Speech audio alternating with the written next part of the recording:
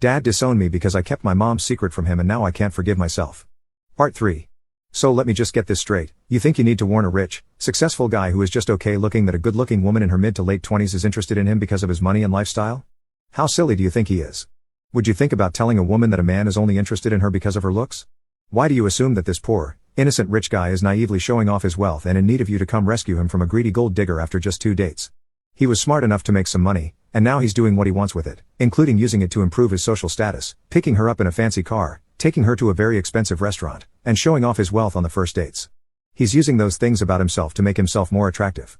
If he didn't want your sister-in-law to care about it, he wouldn't have done those things or made her aware of his wealth so early on.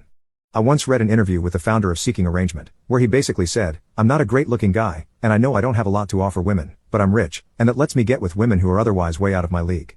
It's mutually beneficial. It's super strange and creepy for you to assume that your sister-in-law is taking advantage of this guy, and not that he's an adult who is fully aware of the situation he's in. Stay out of it. To start off, I didn't reach out to the guy. Thinking about it more, I can't assume he's a fool, so he must be aware of what he's doing. Also, the trouble that would have come from me reaching out just isn't worth it. Everything from here on out I heard secondhand from my wife.